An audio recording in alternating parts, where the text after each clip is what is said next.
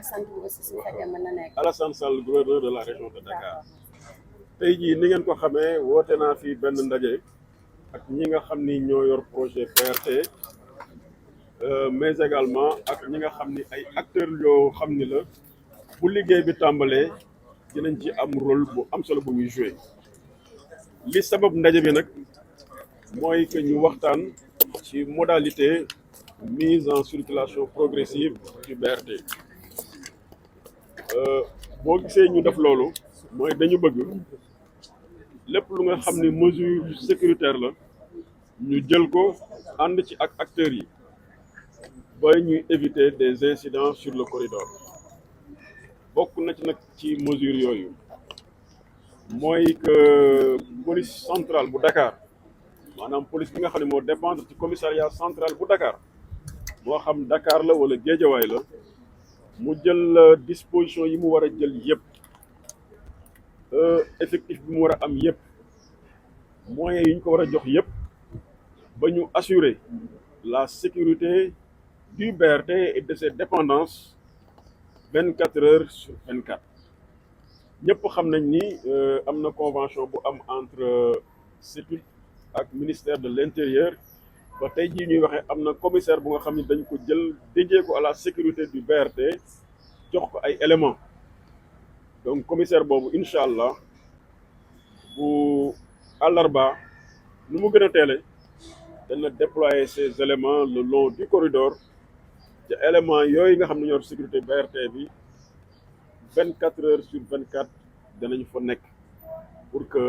benn incident bañ fa am. mais soo jëlee commissaire central soo rombee sécurité publique dafa am également li nga xam ni mooy wàllu circulation dafa am circulation koo xam ne moo koy commandé kooku itam waxtaan nañu ak moom ba carrefour yi nga xam ni moo nekk ci trajet bi et surtout carrefour yi nga xam ni moo nekk entre Liberté 6 ba Guédiawaye ndax foofu xëy na signalisation bi am na fu mu xaw a dese mu placé fa ay éléments moom it bu BRT di tàmbali ba bi muy wàcc maanaam avant 6 heures ba après 21 heures ñuy réguler la circulation ba du am benn daje entre bisu BRT yi ak ñi nga xam ni yeneen usager bu circulation lañu. jël nañu tam décision ànd ci ak sapeur pompier pour que ñoom it bu ñu tàmbalee àllarba ba ñuy am lépp lu nga xam ni soxla nañ ko ci wàllu BRT bi ci sécurité ñoom itam seen présence 24 heures sur 24 ci point stratégique yi ak ay engins d'intervention yoo nga xam ni bu incident amee ñaanuñu ko yàlla dinañu mën a intervenir ci ni mu gën a gaawee. jël nañu également décision en relation ak ñi nga xam ne ñooy Dakar mobilité CETUD ak sécurité ba couloir bi ak li nga xam ne mu ànd ak couloir bi ku fa warul dugg waroo fa taxaw doo fa dugg doo fa taxaw boo ko defee li la ci war a fekk dina la ci fekk. jël nañu également dogal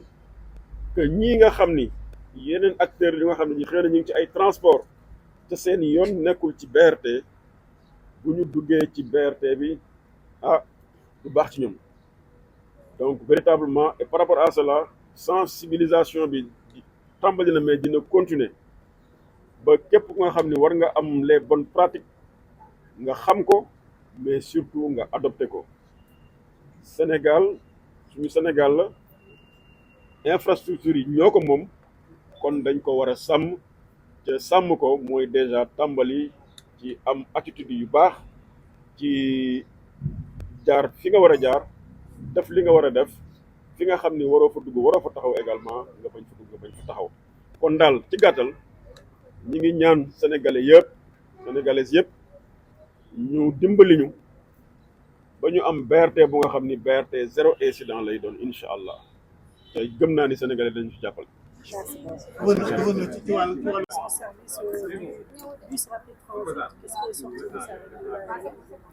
Oui, effectivement, j'ai tenu en relation avec monsieur le directeur général du CETUD à réunir quelques acteurs territoriaux en perspective de la mise en circulation progressive du BRT à partir du mercredi 15. C'était un tout petit peu pour que nous échangions sur la situation, sur le résultat des tests, mais également sur les dispositions à devoir prendre pour accompagner cette mise en circulation progressive. Au terme de la réunion, nous avons pu constater que, effectivement, le BRT peut commencer à rouler et véritablement que l'exploitation commerciale puisse évidemment démarrer. Au niveau de quelques gares, parce que malheureusement, il y a des stations qui ne sont pas encore opérationnelles. Nous avons également pu nous accorder sur les dispositions d'ordre sécuritaire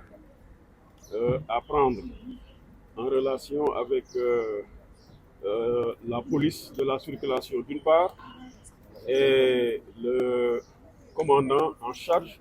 de la sécurité du BRT d'autre part. Et par rapport à cela, nous avons retenu que 24 heures sur 24, que le corridor soit sécurisé et qu'il y ait une présence effective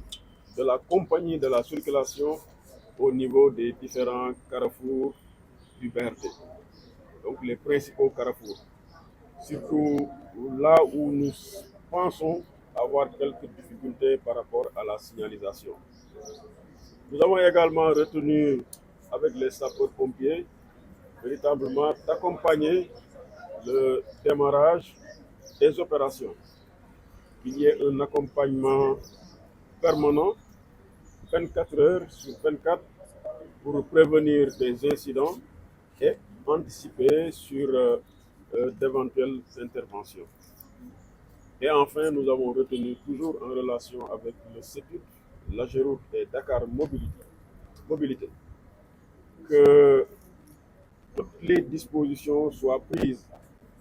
pour communiquer sur l'ouvrage, pour intensifier la sensibilisation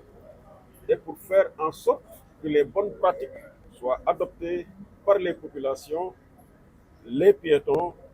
mais également les automobilistes, parce qu'effectivement, au niveau de certains points,